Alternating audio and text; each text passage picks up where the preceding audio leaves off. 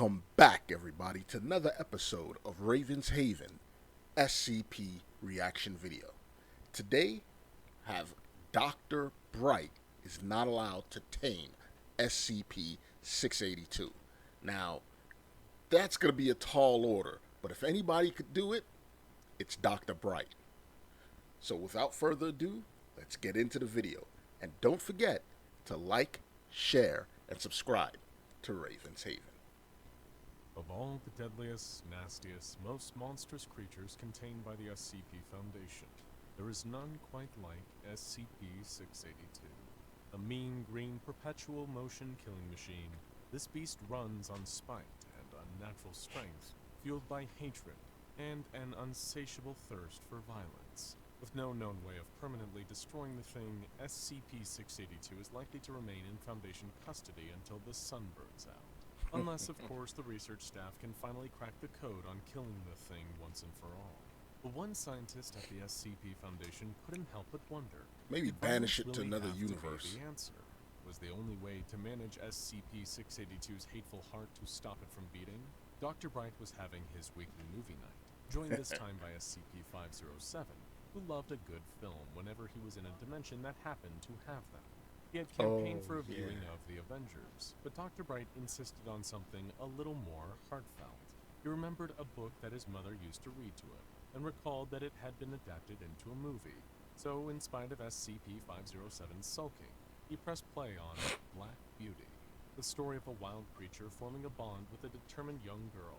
The two learning and growing with each other and embarking on an unlikely friendship brought tears to his eyes. If she could tame that wild stallion, then why couldn't he, a man of infinite patience and even more that's where he gets the idea to try tame and a wild beast of his own? That settled it. He was going to take a stand, to try something the Foundation had never dared attempt with SCP-682. He was going to become its friend. Are you out of your mind? Dr. Gears nearly dropped his mug of plain black coffee when DrBright told him his plan. That thing will tear you limb from limb before you can so much as say a word. Then I'll get another body. I'm willing to put in the work. DrBright shrugged, but as he looked at Dr. Gears' look of deep concern, he decided it would be better to ask for forgiveness than permission at this point. He had to misdirect, and fast. Haha, I got you. Look at your face. That was a prank. I'm kidding. I'd never try that. Anyway, lots to do. Bye! And he rushed off to undertake his grand vision by himself. When it worked, then he could make the rounds around the Foundation site with his I told you so's. DrBright hadn't grown up on a horse ranch. He hadn't even grown up with many pets. He had no idea where to begin when it came to animal taming, let alone the domestication of highly intelligent, misanthropic, anomalous animals. For an anomalous being, perhaps he needed to try an anomalous method of taming it. Suddenly, it occurred to him, SCP-010. That could work. The iron collars were stored at Site 19. In locked boxes. When worn, they would allow the wearer's every movement to be controlled via a handheld remote. It was perfect. He could get SCP-682 to give him a hug, a high five, to learn choreographed dance routines they could perform together. The possibilities were endless. But when he went to access the locked storage boxes, the guards posted outside the room asked what he was doing. Testing. It's all official, he said. The guards insisted all they would official. have to be notified if any testing had been approved. He tried to argue with them, but as soon as he saw their expressions turn suspicious, he pivoted hard in a safer direction. Just kidding. Pranks. Yeah, you got us, Doc. One of the guards forced a chuckle. You, stay safe out there. Not if I see you first. DrBright responded, realizing only later that his response made no sense. Damn adrenaline. The thrill of the scheme was making him loopy. He needed to center himself, to refocus and figure out what his next step would be. Take a hit of that weed, that anomalous weed. That'll calm you down. If he tried to sneak in and steal one of the damn things, someone might see him, and his plan would be over before it even began. Besides, he reminded himself, he was trying to befriend SCP-682, not just pilot its movements, like some kind of giant remote-controlled toy. If it listened to him, it needed to be because it wanted to. Because they had formed a sacred bond between man and beast.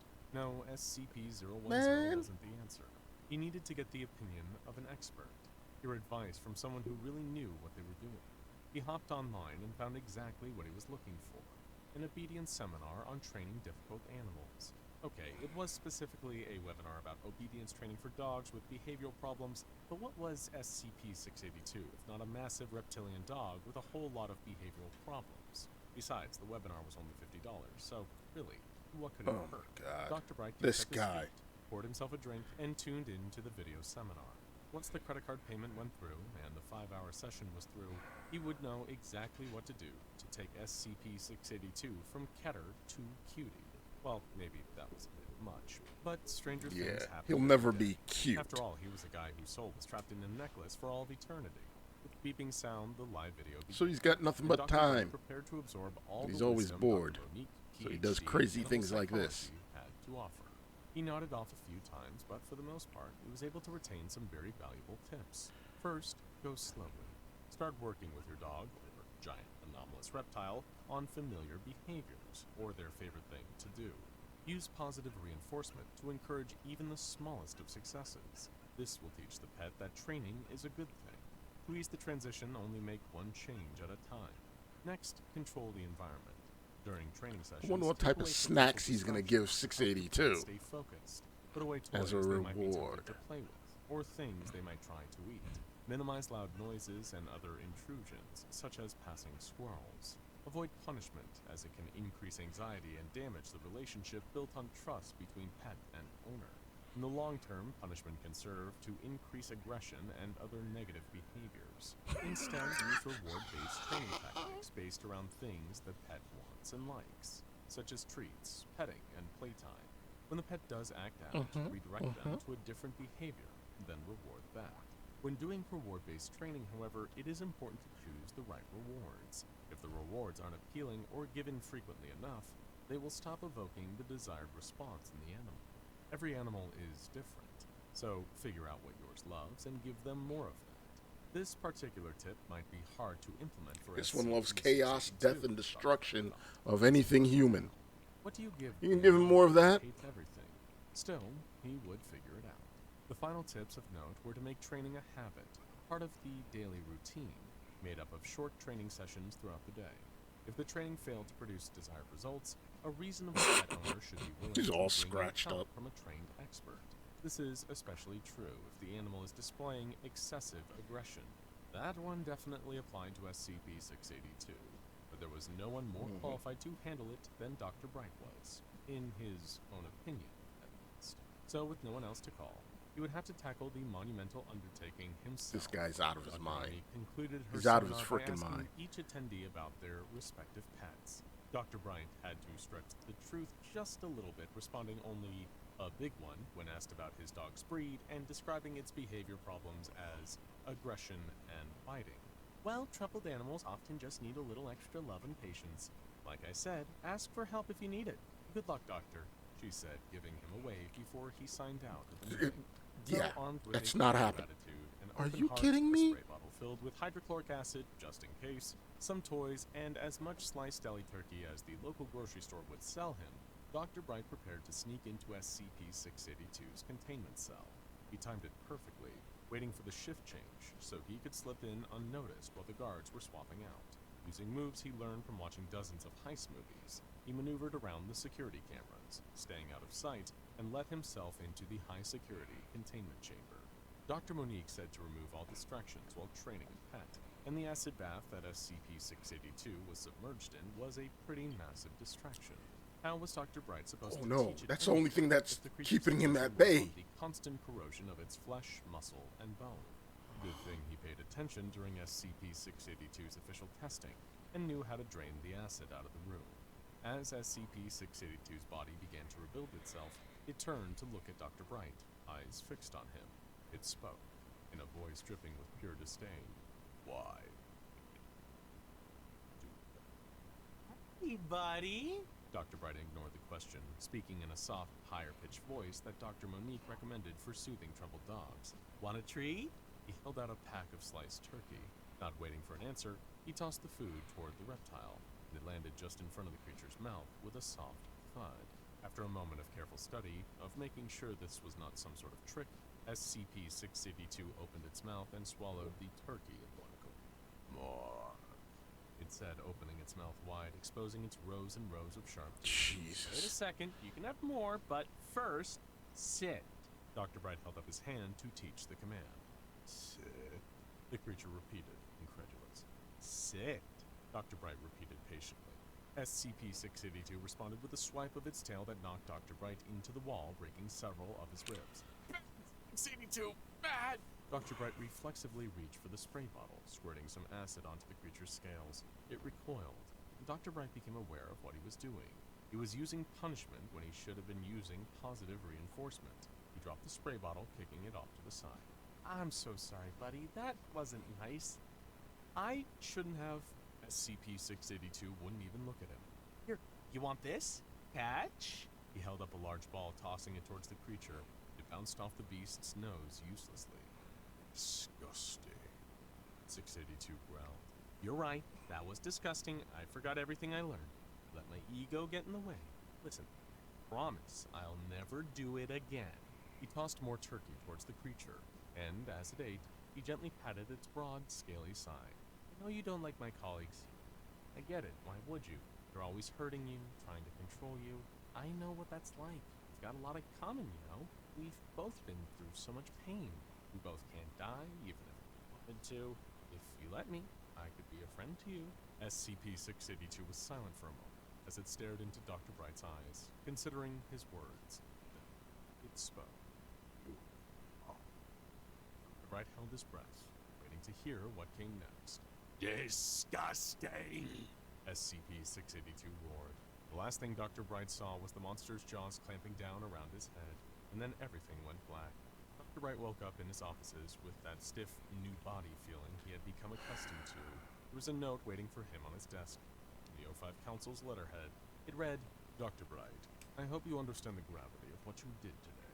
Your careless actions caused a containment breach of SCP-682 that resulted in over a dozen casualties. Be thankful you were given a new body at all, as it was briefly debated whether or not you deserved one. But you are too valuable to the Foundation to keep locked in a box. Remember that. Do not interfere with SCP-682 again, or there will be dire consequences. Additionally, as your viewing of Black Beauty has been attributed to this incident, all future film viewings must be subject to formal approval until you can prove that this is no longer necessary. Now sit in your office and think about what you've done. 05-1. Dr. Bright slumped over his desk, 05-1. feeling sorry for himself. Suddenly he heard a familiar cooing sound coming from the doorway. He turned and saw the tickle monster here to visit him and cheer him up. It oozed over to his desk, wanting for him to pet it. As he patted its slimy surface, he smiled to himself. No matter how many mistakes he made, how much of a screw-up he might feel like sometimes, at least he knew SCP-999 would always be happy to see him. Forget horses, dogs, and especially SCP-682. Man's best friend was right here. Now go and check out SCP-963. Yeah, there you go. That's who you should be being friends with. I'm like, what'd you think? They almost had me. They almost had me for a second. I was like, no. And then he was like, disgusting. I was like, yeah, that's 682. Yeah, Tame 682. I'm like, it was a good try, kind of. Gave him the freaking meat. Dude, what the hell? Seriously, what the hell was he thinking? He does crazy things like this. I don't know, man. I say what they should do with him is, there was this one SCP story where it was like a utopia type of thing, and there's more 682s in that world. Just ship him over to that world, because he's one of I think he's one of them that's missing from that world. And they were like, yo, we don't know where that one went to this dimension, or that dimension in that world. They should just send him back there. But I don't know, just get him out of here, man. That creature is just, oh man, he's hard to kill. He's the hard to kill reptile, and on top of that, he's really, really mean. Ugh, jeez. Just get rid of him. Like, send him to another dimension. Hey, Send him to that dimension. What is it? The one with the blob thing there, that big blob thing. And it's composed of all the sins of the people in that dimension. Or send them into that other dimension where everything died. Everything died. Even the anomalies died. And they're thinking about using it as a secondary like Earth to evacuate the citizens to. But then again, they're looking at it that way, so maybe they might not want to send them there. But on the flip side, if you send him there, he'll be there by himself and won't be bothering us. And God forbid we do have to teleport the entire population of Earth there. We'll just teleport the entire population of Earth there and teleport him to this Earth that's being messed up in whatever way. And there, we're rid of him. I don't know.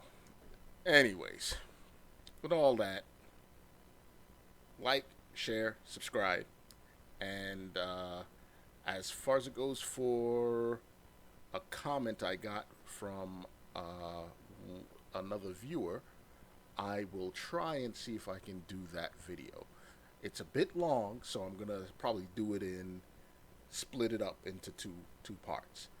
But yeah, thanks for that advice, and don't forget to like, share, and subscribe.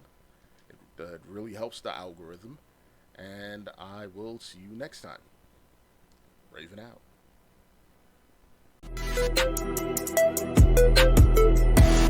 out.